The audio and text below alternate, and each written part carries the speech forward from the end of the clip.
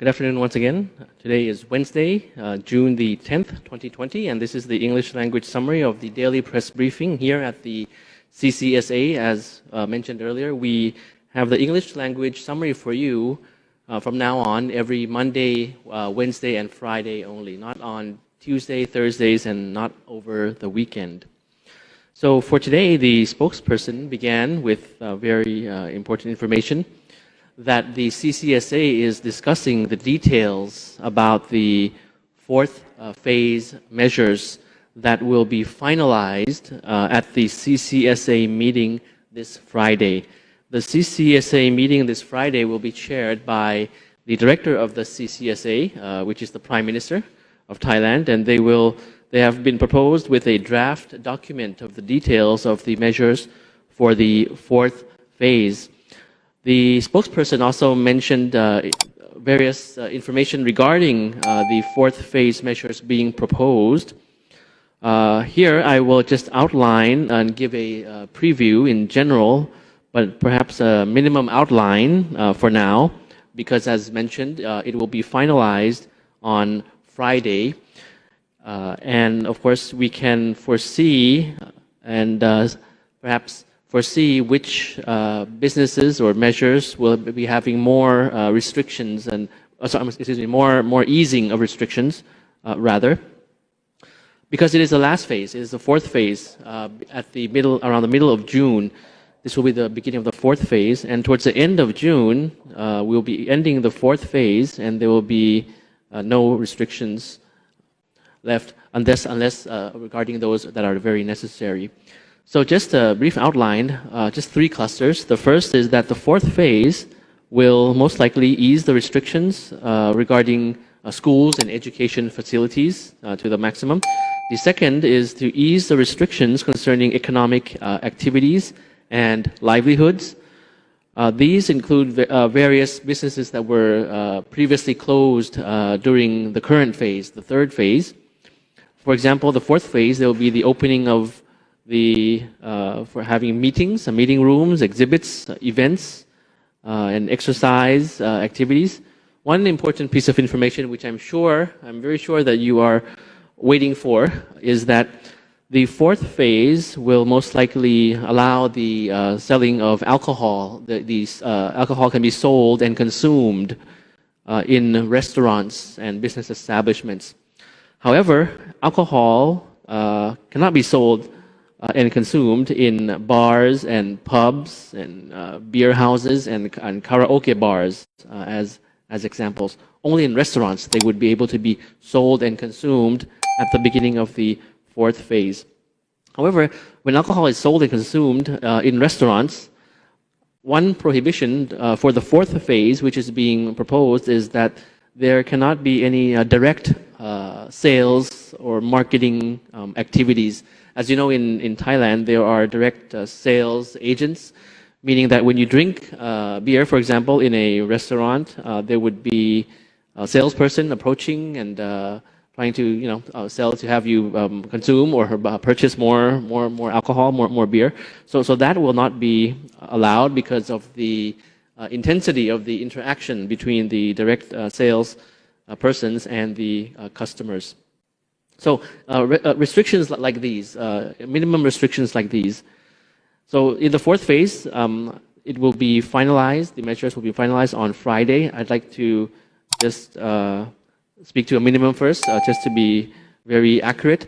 So on Friday, we'll be coming out with more details of what exactly the fourth phase will entail. So moving to the general situation in Thailand, we have 4 new confirmed cases for you. Recorded for today. All of them are imported cases and are currently under state quarantine. All Thai nationals, 4 cases, 1 from repatriation from Madagascar, 1 male from Madagascar, 1 female from Pakistan, and 2 other females from India, all Thai citizens and who have been placed directly into the state quarantine system, making the accumulated number of cases in Thailand 3,125, and of this number, over 95% have recovered or been discharged already, and there are no additional deaths reported today. So these cases are all imported cases. It makes now 16 days now consecutively that we have not found domestic infected cases. So for the past 16 days, no domestic infections, only from imported cases, meaning persons returning from abroad through repatriation or special flights. But of course, this does not mean that we can be complacent already. As we ease the restrictions, we, of course, continue to ask for the general public's cooperation when you visit malls, temples, tourist sites, and beaches that are now open. It's still very important, of course, to keep in mind all of the important safety measures.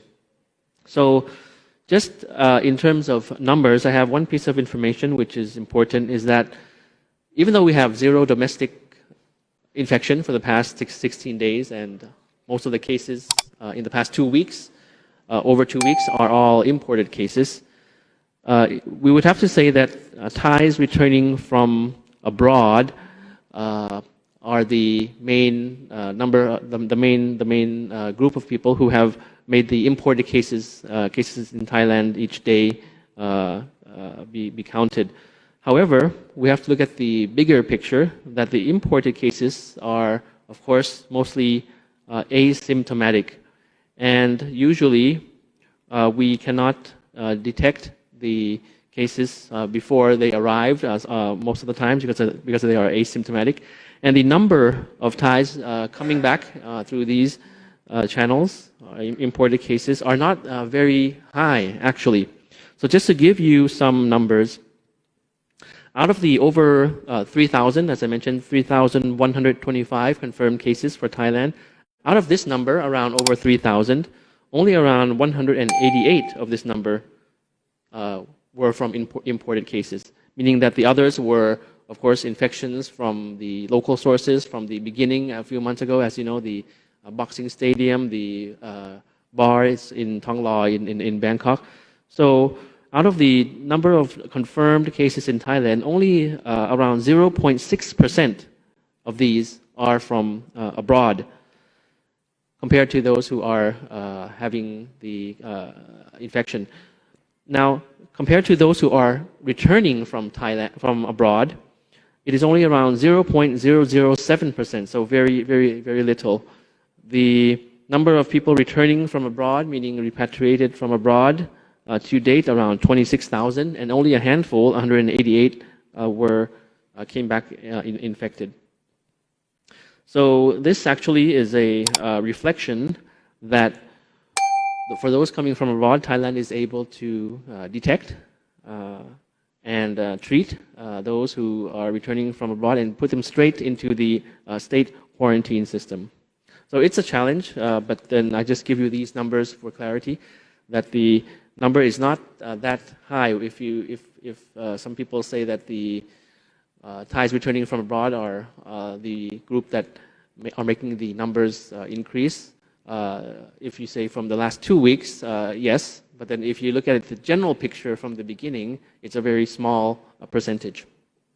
So moving on to the issue of the compliance to the guidelines. Yesterday we have around 20,599 sites that have been inspected, with only a small number, 10 sites, found to be not fully in compliance, which is only less than 1%.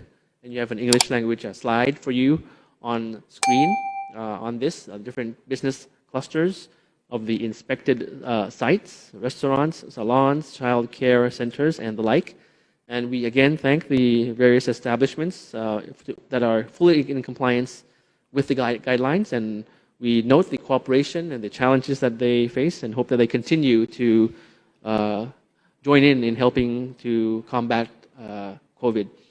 So after the spokesperson, we also had a speaker from the Ministry of Digital Economy and Society, Dr. Polawat Withoon Golashit, the Inspector General, who outlined, updated about the application Thai Chana, as you all are aware and should be using already when you enter the business establishments. He also informed us about a simulation test that was held for Thai Chana, that it was a simulated situation that if there were hypothetically an infection, the information that was collected in the Thai Chat platform was hypothetically used to contact the different other customers who were in the same establishment during the same time and same venue as the person who was supposedly infected.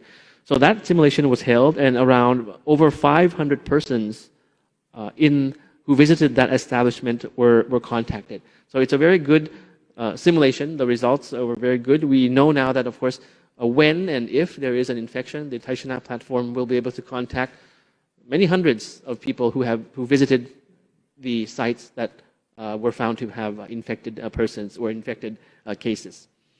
So, as usual, I have some images for you from the activities of the embassies abroad. We have first from the Royal Thai Embassy in Beijing on screen for you. And also, it's about a repatriation flight that was facilitated, yes, from Beijing.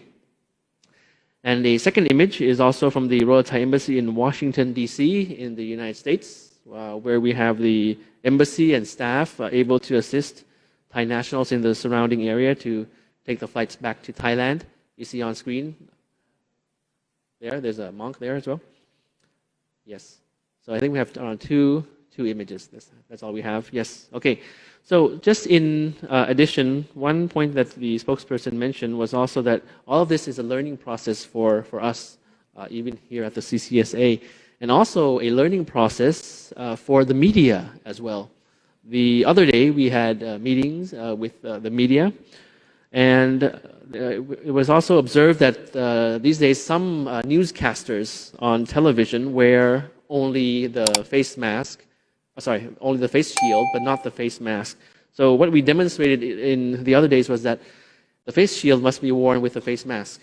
So I guess that's one improvement that they will be doing. The newscasters now will not, of course, hopefully they will take that into consideration and wear face masks along with face shields as well, and not only face shields when they're on television, or choose one, or choose wearing the face mask. That's very important.